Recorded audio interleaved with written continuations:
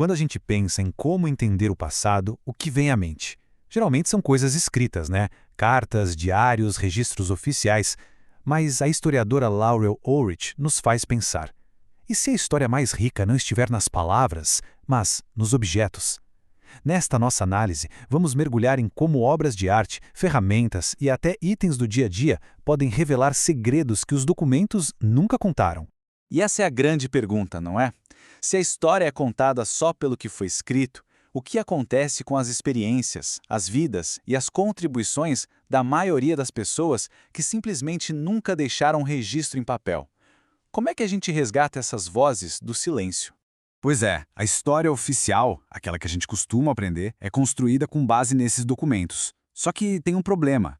Isso acaba deixando muita gente de fora. Foi exatamente o que a Laurel Ulrich descobriu quando tentou escrever sobre as primeiras mulheres americanas. Ela percebeu que quase nenhum desses documentos tinha sido criado por elas. As histórias delas, bom, elas estavam em outro lugar. E foi aí que a chave virou na pesquisa dela. Esse foi o grande momento de virada. Para encontrar as histórias que os papéis não contavam, a Ulrich começou a olhar para os objetos que aquelas mulheres criaram, usaram e deixaram para trás.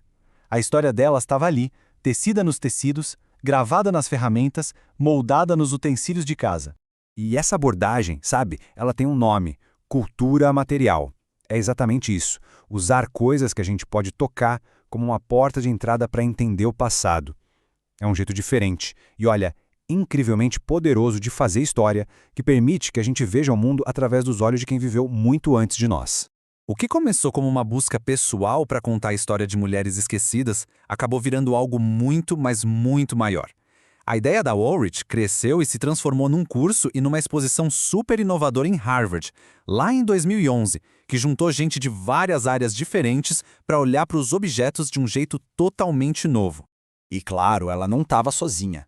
Um projeto desses precisava de múltiplos olhares.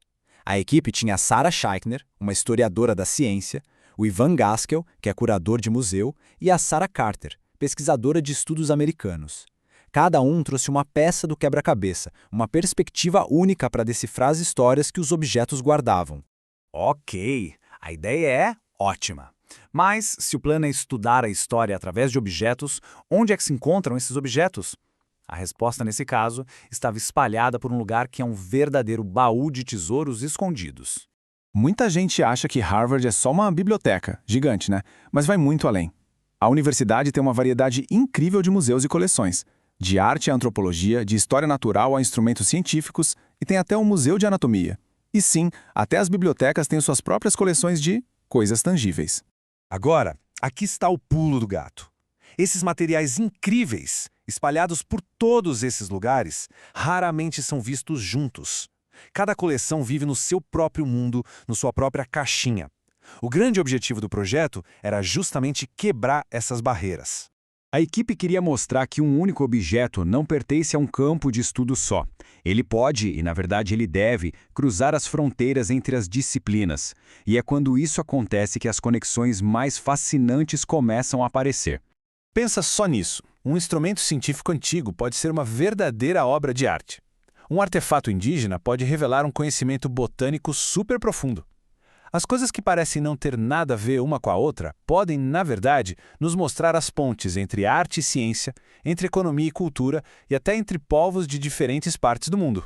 E no fim das contas, qual era o objetivo final disso tudo? Era mostrar que prestar atenção nos objetos materiais pode ser um ponto de partida para a história para qualquer pessoa. Não precisa ser um especialista para olhar para um objeto e começar a se perguntar sobre a vida que ele um dia tocou. E o mais legal é que qualquer um pode tentar fazer isso. O processo é bem simples. Primeiro, observar com atenção. Depois, fazer perguntas. E, por fim, imaginar a jornada daquele objeto pelo tempo e pelo espaço. O objetivo é simplesmente pensar nas coisas ao nosso redor de um jeito novo. Então, da próxima vez que a gente pegar uma xícara de café, olhar uma foto antiga ou encontrar uma ferramenta esquecida na garagem, vale a pena parar um segundo. Que história será que esse objeto está esperando para contar? O passado, no fim, está em toda parte. A gente só precisa saber como olhar.